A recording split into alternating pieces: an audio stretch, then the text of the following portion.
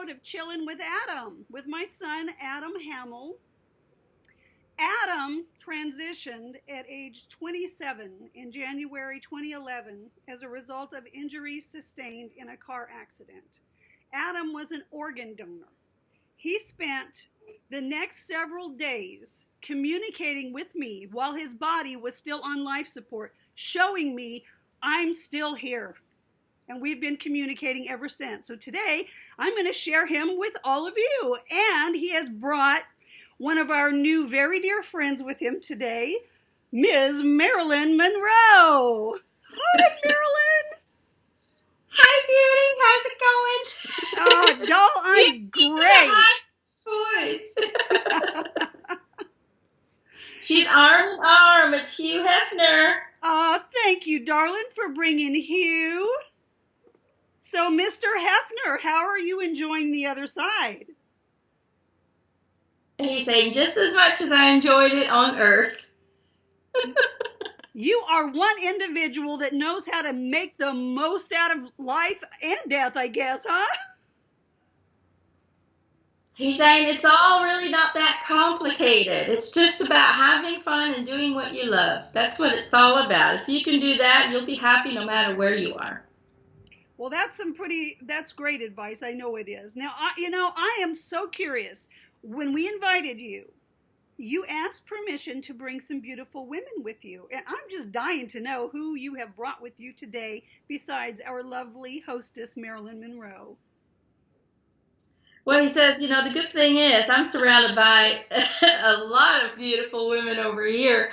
But there's a few people that I just wanted to have next to me for support, he says, because this is still very new to me. And they are helping me in communicating and in making me feel comfortable in doing this. Let's see here. He's giving me a picture of who's standing next to him. So Marilyn is really clenching him. She's just really like, it's going to be okay. She's just really holding him like that. It looks like there is Farrah Fawcett is here. Aww. Thank you for coming, sweetheart. Oh, she says you're welcome. I'm trying to think of the name. Oh, Joan Collins. Really? She always looks so strict. She scares me a little. She's saying, "Oh, don't be scared. I'm not strict," she says. "I'm just fun-loving." Aww. She says, "People didn't like me because I always said what I thought." You have to say what you think, she says. You have to be true to yourself and not give a shit what anybody else thinks. That is good advice. Oh, and the other lady, I've seen her before. I'm just asking Adam for the names because okay. I don't know. I'm not really good with names. I don't even remember my high school friends' names. I always suck with names. I'm terrible with. And Anna Nicole Smith. Oh, okay. Hi, doll. She's going, hi, babe. She calls you babe. Hi, babe. It looks like, okay. So Hugh is saying that these ladies were all part of the Playboy family. Okay. And he's saying that he enjoyed working with all of them. He's laughing. He's saying, I know what women and people and, men and everyone always thinks. Oh, he's just a big old horn dog. Big old horn dog? I'm not a horn dog.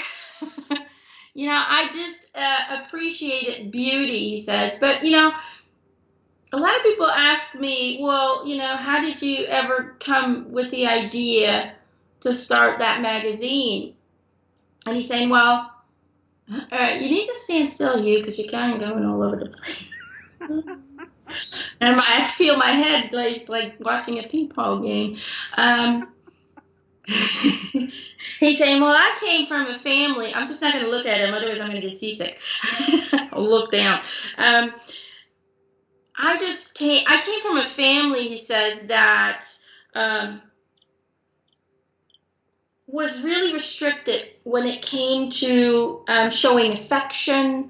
There was no hugging, there was no kissing, there was no talking about emotions or feelings. So everything was very restricted.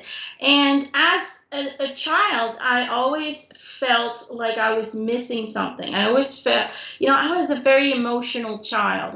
I loved getting attention, and I loved, the feel of people, holding a hand or just a touch. And I never really received that with my family. And the way I was raised was very strict. It was very controlled. It was very, let's just say there were a lot of rules and a lot of regulations. It was very religion-based. The way that I was raised made me wonder about why people do the things that they do. Why do we hurt each other so much? Why can't we just be loving towards one another? What is love? Things like that. I had all these questions as I grew up, and I was always thinking about it. And, that's the reason why I did go into the direction of psychology. Why I graduated in psychology, because I wanted to understand the human being and the human mind, and I wanted to understand why I didn't feel the way that my parents did. They were so closed off, and I was a person who wanted affection. I wanted to talk about feelings. I wanted to understand them. And I couldn't with them. I just couldn't with them. So I wanted to understand the ins and outs. And so I really went into that direction to understand human behavior and to understand why we do the things that we do. And, I think all men and all women are sexual beings, and going through puberty and, going to college and things like that, you do explore that sexuality, and it is part of the love that I was examining. It is part of the love factor and of sharing each other and in human behavior. It is such an important aspect in human behavior. So I really started focusing more attention to the sexual behavior of humankind, and how it was in different places in the world. And I really started examining all of that. And Americans were really restricted in that way. You have to imagine that I came from an era right after World War II, and sexual activities was constricted to making a baby after you're married. Everything with it was very restricted. The idea of having sex for fun was even, was not allowed. Or even fantasizing about sexual fantasies or sexual desires. It just wasn't done. So I came from an era that was so restricting that I really wanted to shock the world in some way or form. I wanted to release those barriers and those restrictions, because we all had the desire and we all had the fantasies. So why not act upon them? It was not like we are killing a person. We are sharing love. We are sharing ourselves emotionally, and we are being vulnerable in that moment. And that's how I saw it. So I also loved writing. And I did write for a magazine, but when they didn't see things the way that I saw the world, I started making my own magazine. I started making my own magazine, and I figured, why not start with a magazine that would reach men and women at the same time. And I know a lot of feminists later on said, oh, this is, degrading to women, and they're just considered as lust objects and all of that. But I disagree. because I believed that I was not only showing men that it's okay to have fantasies, that it's okay to think about having sex, but I also showed women that it's okay to be sexy. It's okay to have a sex life. It's okay for her to show herself in all her beauty and to be proud of that. That's how I saw it. So when my first magazine came out, it was not just about a naked picture, because there were not that many naked pictures in the first episode. But it was also about the things around us, about what we were doing, what we were eating, the stories, politics. There was a little bit of everything in that. So the reason Marilyn is with me now, and I never had the privilege to meet her in person. Really? No, I never had the privilege to meet her in person. But she was my very first cover. She was the very first pinup Playboy girl that I ever made.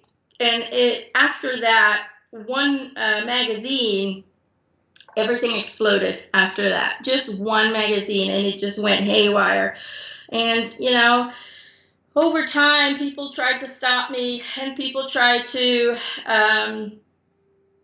restrict me. Governments tried to restrict me. They've tried so many things to try and throw me in jail just to stop what I was doing, believe it or not, because they thought it was inappropriate. They thought it was going to make people go crazy and wild. And they did a little bit in the 70s. And I'd like to think that I was a little bit of a part of the beginning of that. But I just wanted to open people's eyes and say, hey, it's okay to be sexy, and it's okay to have fantasies, and it's okay to have sex for fun.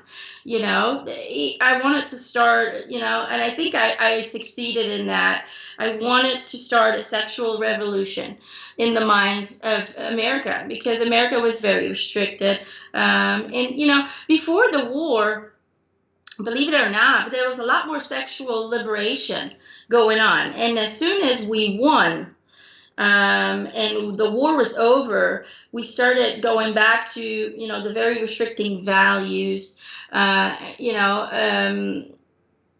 really leading our lives more in function of the church than it was in function of what we wanted.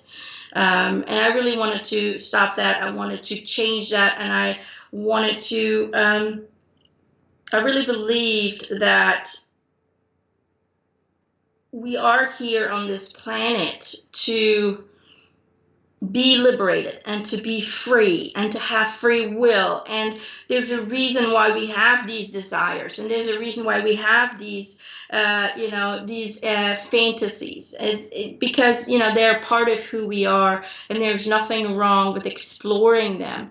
And so I'm very proud of the work that I did here. And a lot of people say, well, you just bought it on a magazine. But I think I did so much more than that. I opened the discussion of sex.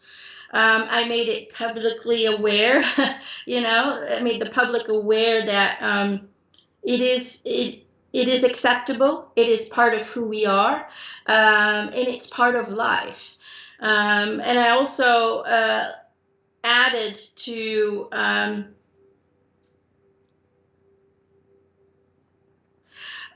I was talking about integration.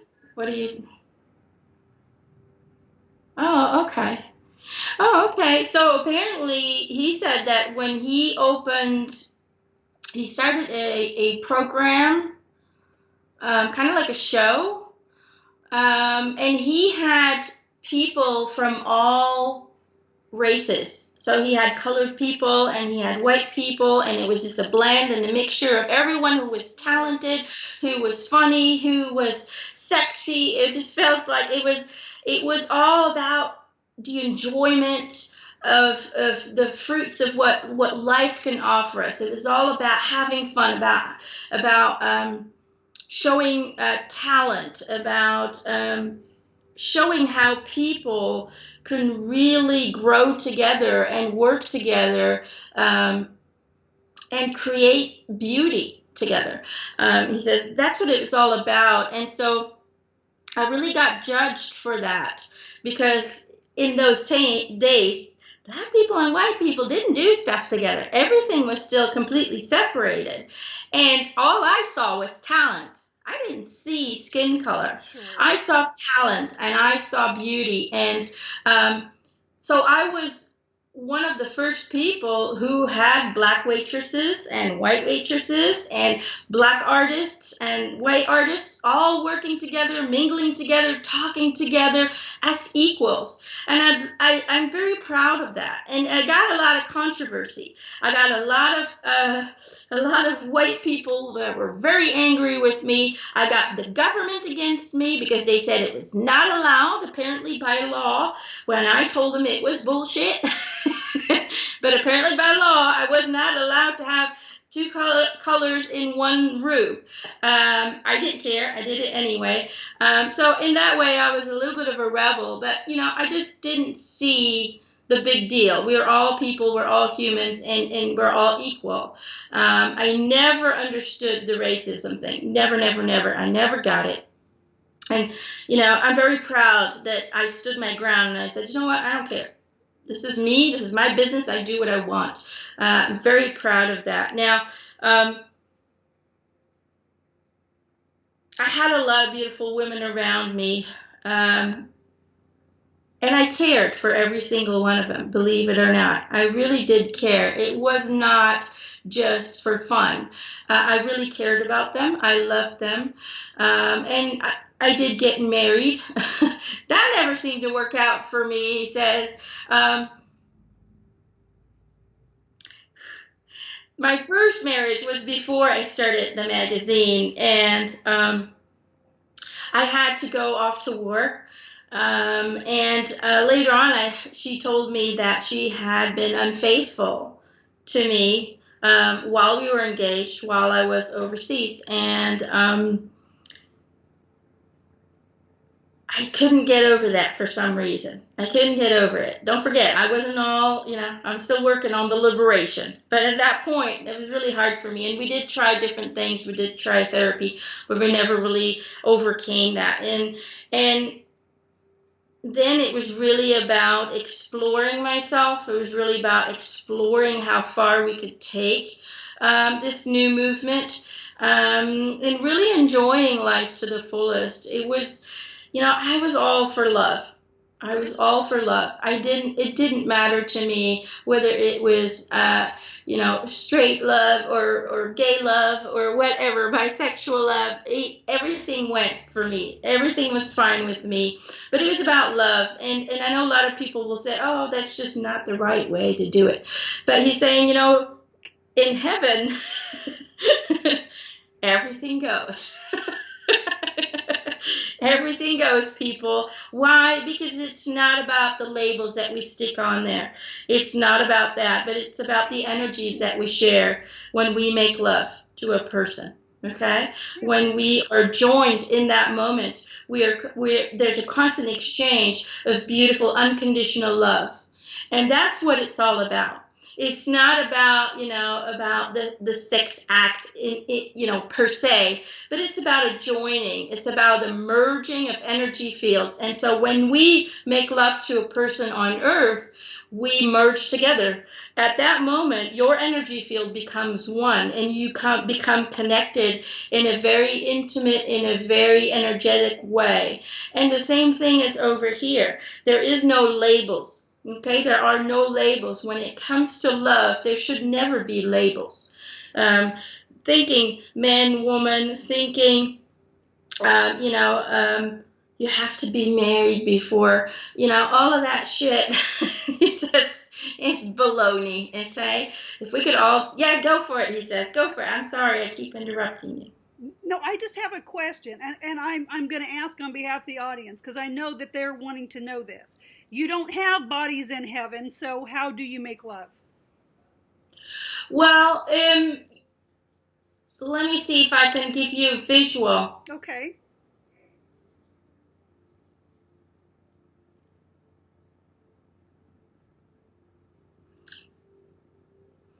I'm trying, how could I explain this?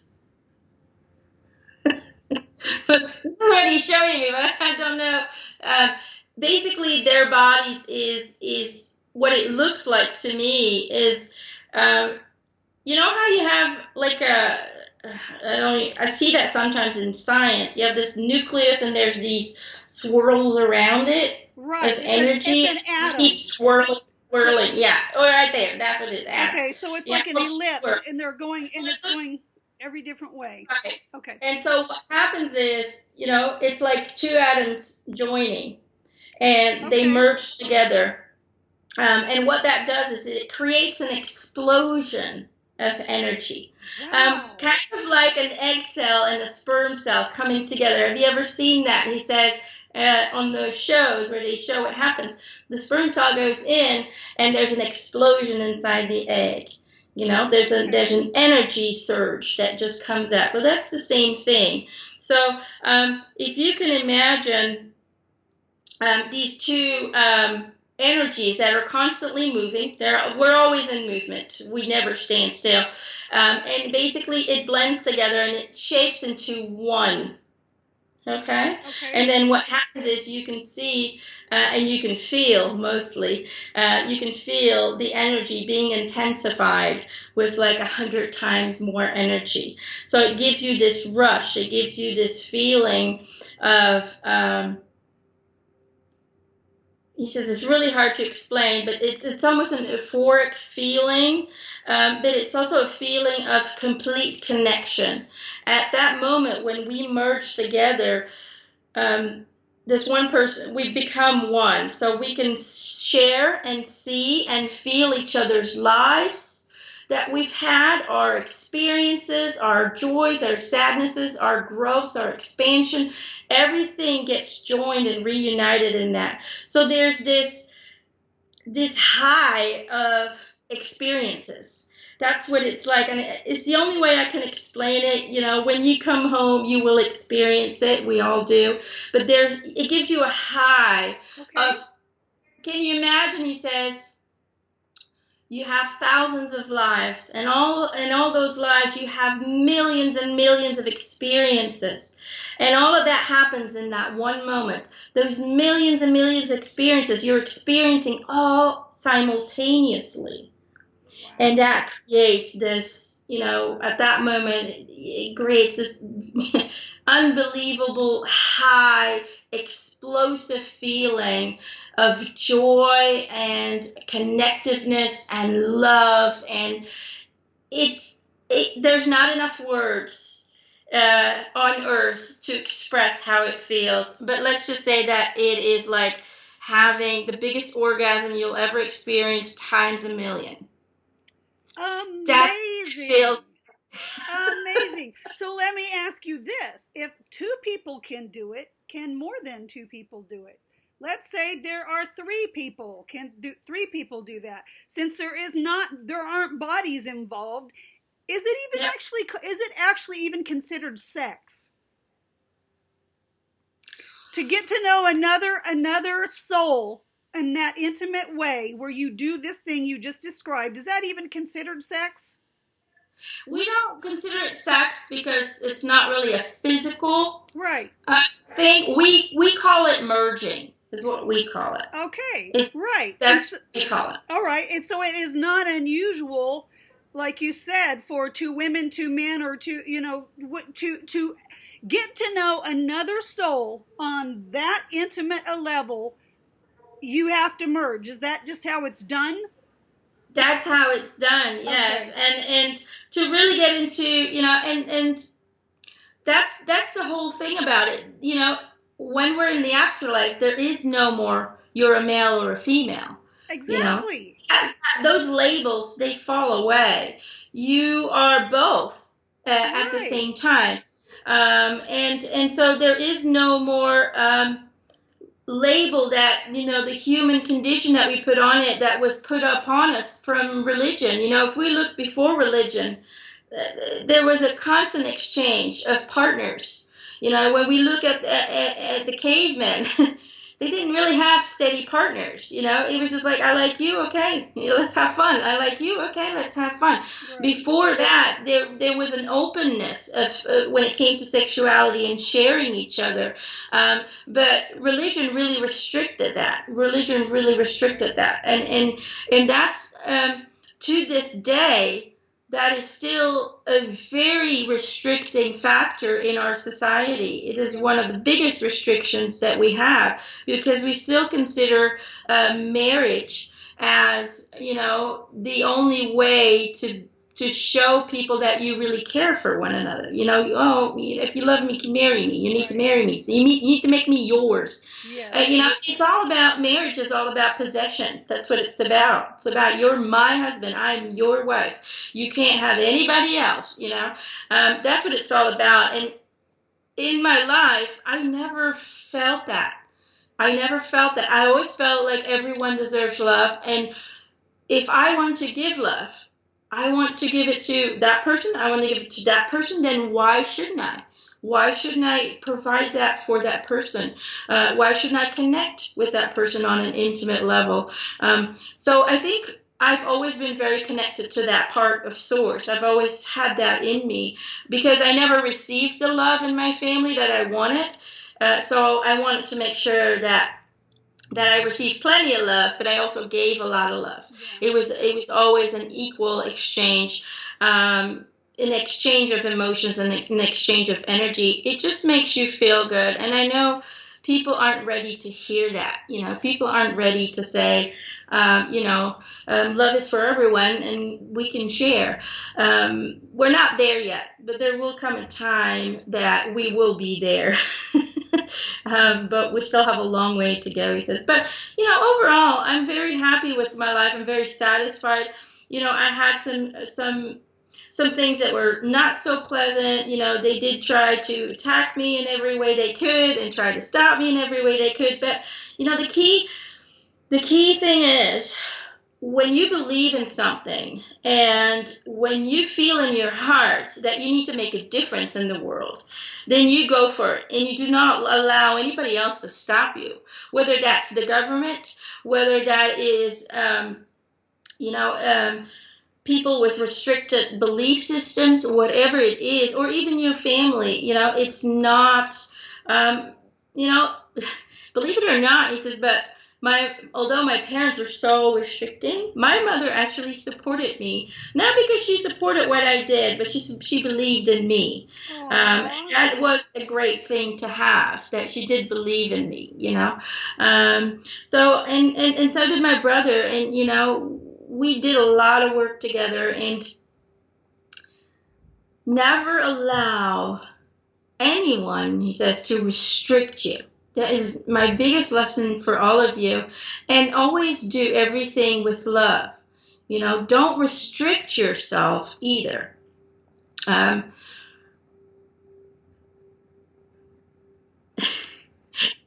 He's saying a lot of people are asked also, well, why did you want the grave next to Marilyn Monroe? So many people are wondering that. Well, how could I not? I mean, she's the one who started all of this for me. And I had great ambition for her. She put herself out there, and she wasn't afraid, like me, to push the boundaries in what she was doing. And so I always admired her. And and when he says, when I heard the spot was open, I mean, hello. Who wouldn't want his body to spend eternity next to the body of the most beautiful woman in the world? Hello. So that was the simple answer. It wasn't the big answer that people expect, but why not? She started everything for me.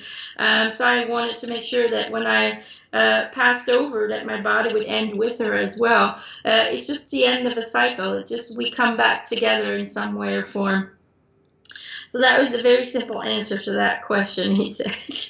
Well, I think that is just absolutely precious. What do you think about that, Marilyn? She's saying, I'm so happy that he got to do what he wanted to do, and that I was a part of that. Now, I didn't really have any say in it, right, Hugh? She goes, because True. the picture wasn't in my property. She says it was a picture that was taken before my movie career, and it was owned by a company who made calendars with it. And so Hugh decided, he loved the picture and decided to buy it out. So I didn't really have any say in this whole thing, but I am happy that I became a part of that revolution of being free, of being who you are, and allowing love to share, because it did eventually lead to sharing the love. If we look at the 70s, people shared the love. It's what they did. So it did lead to a freedom, and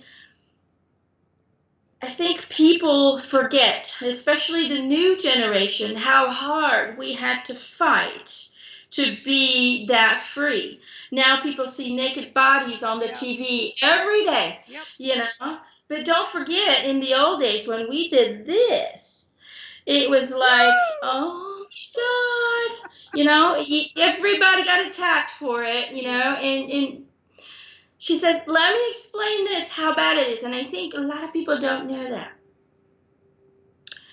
There was a man that I read about, and he went to jail for 15 years because in the times that we were around, he had gotten a blowjob. Blowjobs were considered devil work. He went to jail for it. Now, Hugh really attacked all of that, and he published it in his books.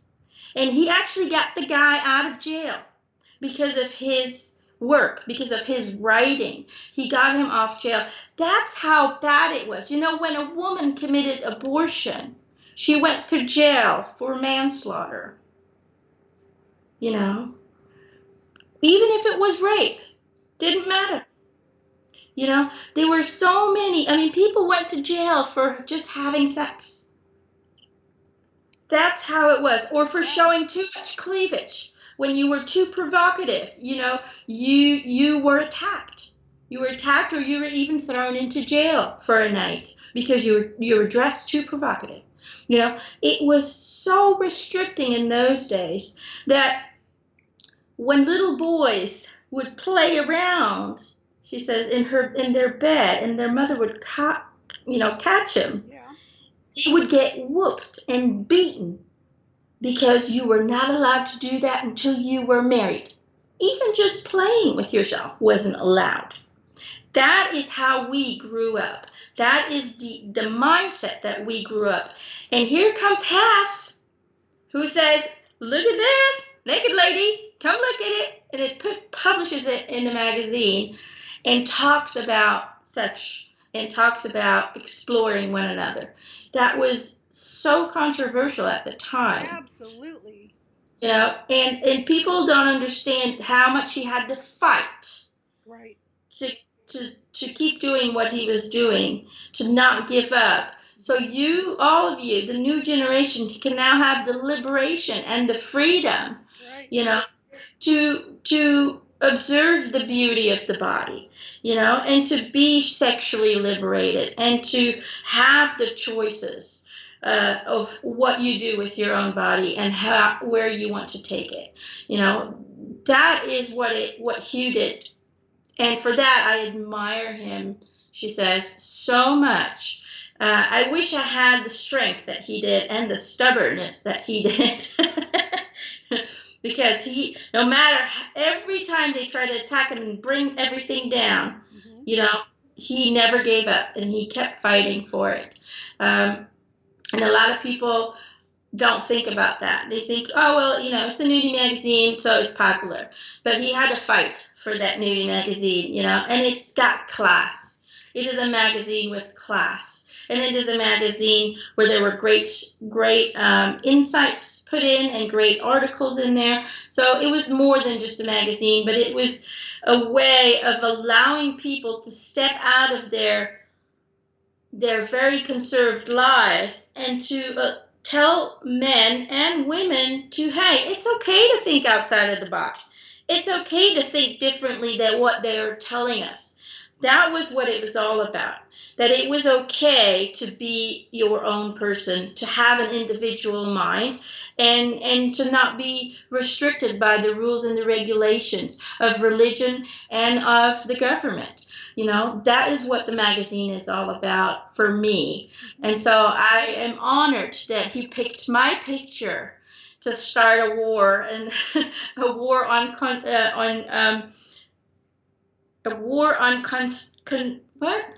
restrictive belief systems, he says. This is true. I mean, most people before the 60s were sexually repressed. Sex was something that wasn't talked about. Sexual desire was something you're supposed to be ashamed of. Self-exploration was not encouraged.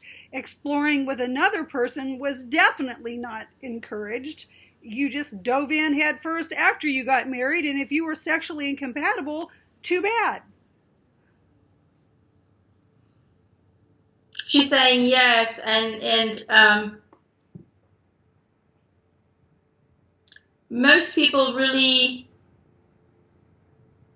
she says, when you look at women, it was even liberating for women and women standing up for having the right to show themselves off and to be proud of their bodies, She says, before the war or during the war, she says, women had to have jobs because their men were overseas.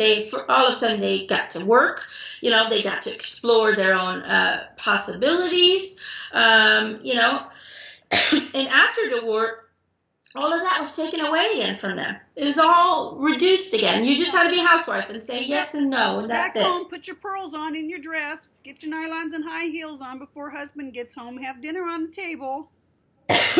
Right. So, they gave women freedom, and then they took it back again. And in some way or form, this magazine, yes, it was focused on men, because in those days, they made the decisions. They decided what was bought and what was not bought. Right. But at the same time, the women who worked for Playboy, who worked in the bars and in the casino and all of that, they enjoyed doing that. They got to show off who they were. In a way, they had power over their customers. They were in charge. And so in a way, Hugh gave power to women as well, and gave them, in some way or form, free will. He was not ruling any of them. Those women did whatever they wanted, flirted with whoever they wanted, and it was all okay. So he gave them the freedom to explore their own sexualities, because in the old days, she goes, well, in my day, I don't feel old, men decided when they were having sex. Men decided what was being done in the bedroom, not the women. And if you did have a woman who stood up for her, hey, I want something too out of this, then she usually had a man who comprehended that. But a lot of times the men ruled everything. Right. Especially when it came to that as well. And so I think the magazines and the pictures, showed people that these are regular people. Because Hugh would take people from the office, regular working ladies, and put them and say, hey, these people who have a normal job can be sexual as well. That was what it's all about. I mean, later on came the celebrities. But at first, these were just women that he encountered during his day and say, hey, what do you think? To show that every woman is sexy and has a sexual side, and that every woman no matter how curved you are, no matter how you look, that we're all equal in that, and that we all deserve to be loved, and we all deserve to be worshipped in some way or form, because we are so unique, and we all are perfect in our own way. And there's a, there's a man, out there for every woman, and there's a woman out there for every man. So it didn't matter what shape or form you are, there's always going to be somebody who thinks you're the most beautiful person in the world. And it starts with you. It starts with feeling beautiful yourself, she says. And I think that's a great message that Hugh also did. Was it wasn't just about, look at the nude pictures, but look how beautiful she is, and look how talented she is, and giving women permission to feel beautiful. I got a little nickel in my throat. He says to feel beautiful and to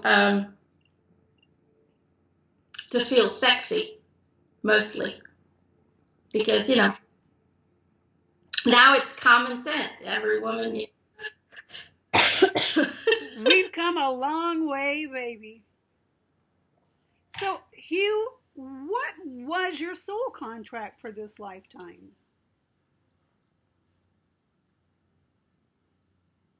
For me, it's about understanding love, and it was about staying true to what I felt was right. That was what the biggest contract was for me. It wasn't about the success. It wasn't about ego. It was more about understanding human behavior, and really helping society to loosen up and to grow. I think I was a big part of our growth. A lot of things. Let's just say that I planted a lot of seeds, and a lot of beautiful flowers were grown from there. So that was my message for the world, and that was why I was here. So my personal journey was all about staying true to who I am, and growing and expanding, he says, in finding my true identity, and really standing up for it. And then for what I provided for society was liberation. That's what I think I provided for this world, and it always starts, with one person. It starts with one person, and I was just one person, and look how much I did. So anybody can do this. If we understand that or if you feel, let me explain it this way. It says, if you feel like there's something that you don't like in this world, and you feel very passionate about, then don't be afraid to step up and do something about it. You'll always have, whenever change kicks in, he says, you'll always have, resistance. That's how it is with being human. Anytime anything new pops up, people will fight it and fight against it. Because although we all like to grow and we like to evolve, change is scary for people, because they don't know where it's going to lead up to, and so we'll reject it, or we will fight it, he says. But it's important that when you do truly believe in something, and you do truly believe in yourself, that you don't allow anyone to stop you, that you just keep going, because that small change that you make, might turn out to be a complete world changer. When you believe in something and you know it's right, and you know it's for the benefit of everyone else, you do it with an intention of love and with an intention of helping others. Anytime you do that, it will always create a chain reaction, and it will change the future. So don't believe, or don't ever think, he says, that you can't make a change, that it's just you. What can I do? Everybody can make a difference, I never thought I would make such an impact either, but I did. Why? Because I followed my heart. I believed that things needed to change when it came to this subject, and I went for it. And no matter how they tried to knock me off, I said no. I fought it, and I went with the realization that, this needs to happen for a very positive reason, not just for me, but for the liberation of everyone. And look at where we have gotten now. It took me 91 years but we got there. And that's what it takes. It just takes one idea, and it takes one person to be passionate about that idea. And when you follow that passion, it will lead to positive turnaround and evolution. So don't be afraid to take that step and change the world. Bravo, Hugh. Thank you, gorgeous. Thank you so much for not letting other people stand in the way of your freedom and your independence and your ideas. And thank you for sharing those with the world. Would Joan, Anna, or Farah like to say anything? For anyone, they say, if you do feel restricted, just like Hugh said, in any way or form, if you feel judged in any way or form, don't allow them to judge you. Don't judge yourself because other people are judging you, but love yourself. Believe in yourself, and if you make a mistake, forgive yourself and say, hey, it's just part of growing. Now I know what not to do. That's what it's about. It's about loving yourself and pushing yourself to your own boundaries, because if you just sit and wait, I can guarantee you, they say, nothing will happen. We had to fight and struggle and push ourselves to do things that we weren't always comfortable with, but we did it because we believed that it was going to get us where we wanted to go, and it did. So don't be afraid. Don't let anybody stop you. Don't let anything stop you, and don't stop yourself. That's the biggest problem in women nowadays, is we don't always, still to this day, we don't always believe that we are as powerful as we really are. We always judge ourselves. We're very critical of ourselves. It is a female trait, unfortunately, but it is also because we are constantly judged on our looks or on the way we act or behave. So till this day, we are still being judged. So stop receiving the judgment, but reject it.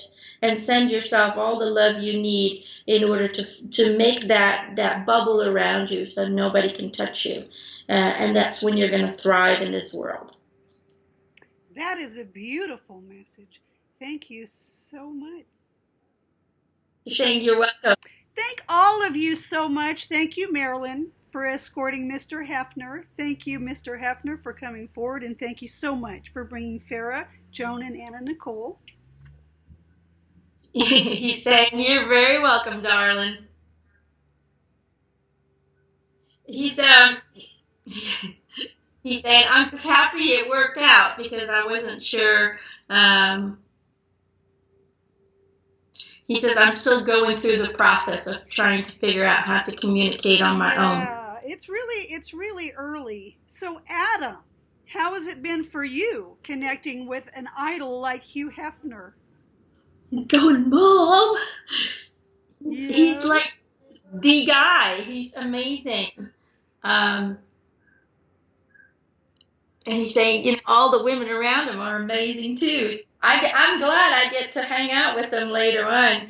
And we're going to have, they're kind of showing me how they're going to have like a Rat Pack come together. It feels like he was befriended with a lot of members of the Rat Pack. So when you say Rat Pack, you're talking Bing Crosby, Frank Sinatra, Sammy Davis Jr., Jerry Lewis, Dean Martin. Oh, yes. They were very close friends, he says. And, that we would sing together and we would hang out together. And so that it almost feels like one of those old style kind of parties. where they're singing and dancing and jiving. I don't know why I say jiving, but they're kind of showing me those dances I call them the old days, but I don't know what year or what time that is, but yeah, the typical old style bars, Yeah. You had a live band playing and everybody was dancing and hanging out and drinking and just having fun. So it looks like Adam is going to have a blast, and I wish I could come with him. It sounds like it's going to be... I want to go. Should we go, Cindy? I think we should go. Do you got your bunny suit? Oh, yeah. I think mine's at the dry cleaner, but perhaps Greg will pick it up on the way home. Oh, man, I can't wait. I love life now, but I really can't wait till I can go and meet everyone and just hang out. Just think about all these friends we're making in heaven. So is there like a Playboy mansion in heaven now, Adam, where you guys are all going to party? Yes, he's saying right now there is a Playboy mansion because he still needs that comfort. He has recreated it. Okay. And so all these other entities are keeping him company. So just so he can slowly go into letting go of the human needs and things like that. That's but it's just for comfort. Yeah, he's still, and so yes, I'm hanging out at the Playboy mansion. We're having parties. So I'm really excited about it. I'm surrounded by beautiful beings, he says, and man, are they interesting. It's not just about the looks here. The looks fade away, but it's about the quality of the memories and the growth that they went through, and it's just everything. They're just beautiful in every single way. So I'm a lucky man. So let me ask you, when Adam was alive, he was a bartender at a resort in the Delta Islands called Lost Isle. Now, this was like a party place that you could only get to by boat. And the rich and famous would come there, and they would party, and there was just this general atmosphere of openness and love and sharing. Is that kind of the same feeling? Yep, like that. That's great. So in some sense, you're feeling like you're home again when you're with Hugh. It is, because he is still very much attached to the human condition, and so for us, it's those times, and I know that sounds kind of weird, but we get to kind of go back into that human existence and really bring up memories and sharing making new memories. So yeah, and I know people think, why would you guys hang out? But we're all family here. We're all family. And so there is no distinction of, oh my God, this is a famous person and this is a non-famous person. Yeah. We don't have that anymore. All of that falls away. And it's all about showing respect, and it's about sharing. Everything in the afterlife is about sharing, because we're all connected, so we're constantly sharing.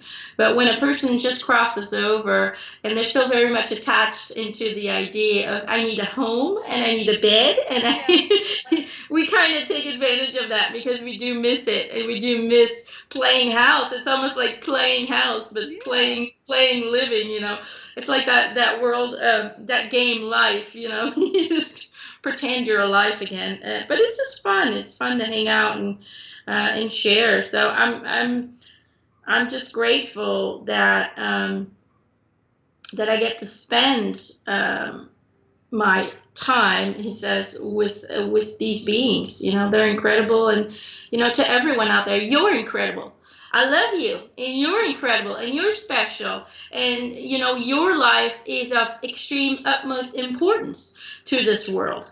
So you are making a difference. So whenever you are creating your life, make it into a good show, okay? Because that's what it is. It's not more than just a show. But in this show, you're the writer, the director, the producer, and you watch your own life go by. So you're everything. So create an award-winning show where you push yourself to your own limits. Don't be afraid to go all in this life, because how how else will you feel alive? A lot of people feel the dread of living, but that's because you don't feel alive, and that's because you don't push yourself to experience feeling alive. We get out of life what we put into it. Yep. Very well put, Mama. Thank you, Adam. Love you so much. Thank you so much for bringing these friends with you through today. And I think it's wonderful that you guys are all helping Hugh get acclimated to the afterlife. They're saying, oh, but we love him so much. He deserves every bit of attention now as he did on Earth. And thank you for watching. We love our subscribers. Be sure to like, share, and subscribe if you haven't already. Until next time, thank you so much, Emma. Bye. You're welcome. Bye. Love you, Adam. Bye. Bye.